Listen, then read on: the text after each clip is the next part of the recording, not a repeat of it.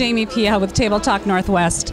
I'm here on the 76th floor of the Columbia Tower Center with a good friend and wine expert and writer, Shannon Borg. Welcome, Shannon. Hi, Jamie. It's so great to be here. Well, it's fun to be here in this environment with you and being able to interview you as an author.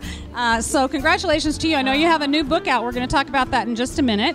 I know you've had a long career in writing, and you've been the columnist for Seattle Magazine for some time. And so what else are you doing these days? Well, interesting. I've moved up to the San Juan Islands, so it's been really fun. I've worked as the manager, but then sommelier at the Doe Bay Cafe on Orcas Island. It's a tiny little resort with yurts and cabins and campsites, but it has an amazing cafe that's all wild fish. They have a 1 acre organic garden and just beautiful food. It's worth the trip. It's at the end of the world, and I really enjoyed putting together a wine list that is all about local, and even though it's international, it's about family farms, grower champagnes. We just got a Wine Spectator Award for the restaurant, so that's really exciting. And now I'm consulting with them, but I'm still doing training, but I've kind of gone on, and I work for the San Juan Islands Visitors Bureau as well, doing marketing and media relations. Very good, very good. How important is it as a woman in this field that has been typically male-dominated, and chefs and sommeliers, and I think writing has probably been a little more even-keeled with women and men, but to be here today in celebration of those women stars, how does that feel, and why do you think that's important? Well, I think for us, it's super important, but I always wondered why more women didn't want to be wine writers in this area. There are a lot of great guys that are wine writers and a few women that are more food writers, and there's some that are doing wine, but really it's pretty amazing partially because women have such great palates.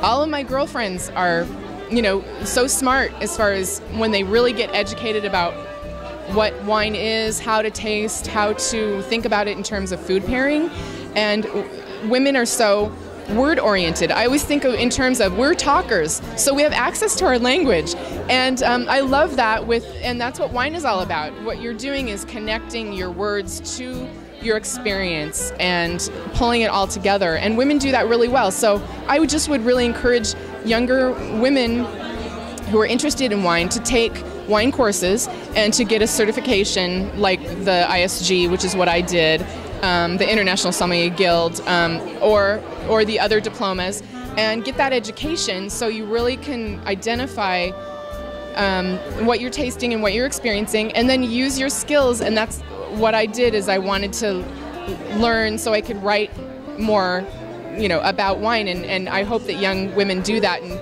take the mantle, away when in the future. Well, that's fine. You said that beautifully. You said it like a writer, and I really do appreciate that about you. And let's talk about writing for a minute. I know that the first book you wrote was about Quillisasket Farm. Let's hold that up for a second, folks. This is Chefs on the Farm, and it's about Quillisasket Farm, which is over in eastern Washington, close to Spokane, and it's a completely organic, sustainable farm. I had the pleasure of spending a few days there, and it was life-changing for me. So tell us a little bit about this book first. Well, this book came to be when I was involved in the slow food movement, and really in 2000, and I met Charles and Roseanne Finkel of Pike Brewing, and there was a cheese tasting. So Laura Lee Mr. Lee of Quillisasket Farm came to the cheese tasting, and she showed she showed a slideshow of her goats, and I met all her goats. And they were so beautiful that here's a great picture of Rick with with little kids being born, this baby goats. And I tasted the cheese, and I said, oh my gosh, has to be a book or an article. So I went out and wrote an article about the farm, where young chefs, or anyone, but a lot of young chefs go to learn about where their food comes from, to forage and to cook off the farm and out of the garden, and to butcher an animal, and it was amazing. So it ended up being a book, and so that was really a wonderful experience. I urge you to find this book. It is amazing. If you have a chance, check out the book, and also go online and look at Quillisasket Farm, because it's so fascinating. I think there's so much for everyone to learn there, really. And so then you took your wine interest in education and decided that organic and sustainable was really a topic and was starting to be more important in that industry. That spurred you on to your next book, which is called? The Green Vine. So it's called The Green Vine, A Guide to West Coast Organic, Biodynamic, and Sustainable Wines. Okay. So tell us a little bit about this book. Okay, the reason this happened is because I started to see on wine labels and the backs of wine bottles, this salmon safe and made with organic grapes, all these different designations and certifications, and it was really difficult and kind of confusing to the consumer. What do these mean? What does salmon safe mean? So as a wine writer for Seattle Magazine, I started to explore and write some articles and learned that there's so much to it. There are many different certifications as to whether you can use pesticides, herbicides, and different things in the vineyard. And Salmon Safe was all about trying to keep these things out of our groundwater and out of the rivers so salmon could have a good habitat.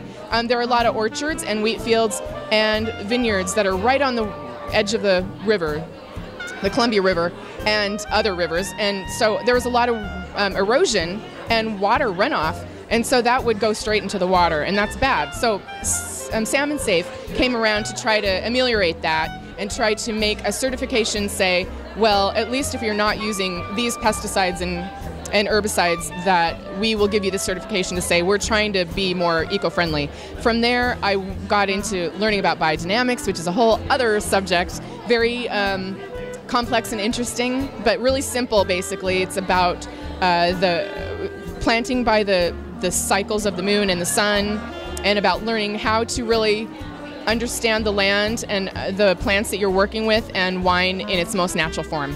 It's really fascinating, and I agree. It is a natural process that many people are not aware of, and I think that's why a book like this will really bring that to light for people. Yeah, it's really interesting that there are over 100 FDA-approved additives that can be put in wine, used in the winemaking process, that people really don't know about. There have been some people have blogs and write about it, like Alice Firing, the Firing Line blog. She's written a book about it, and it's quite fascinating. In France, the history of it is that a lot of the wineries in Burgundy were having problems with their soil and it just losing its nutrition, and they started to look at organics and biodynamics as a way to revitalize the soil, and they really bought into it. And so it slowly made its way over to Oregon, because there's the connection between Burgundy and Oregon with the Pinot Noir, and then slowly made its way into California, and even more recently a little bit into Washington. So it's the wave of the future, people really thinking about where their wine comes from, how natural a product it is, and to try to find the purest way to make it and to taste it. Shannon, I could talk to you for hours. There's so much to learn here. You've done a fabulous job on these books. Where can people find them? Well, my website is shannonborg.com, but also there's Amazon, of course. But I would encourage you to go walk into your local wine shop or your local bookstore and say, do you have The Green Vine? Do you have Chefs on the Farm? And they would say, well, maybe, maybe not. And then say, can you order it for me? Because that is going to bring more business to your local neighborhood bookstore. And you heard it here first. Shannon Borg, an amazing, amazing educator and writer in the wine and food industry. And Shannon, thank you so much for joining us. And let's go have a glass of wine together, shall we?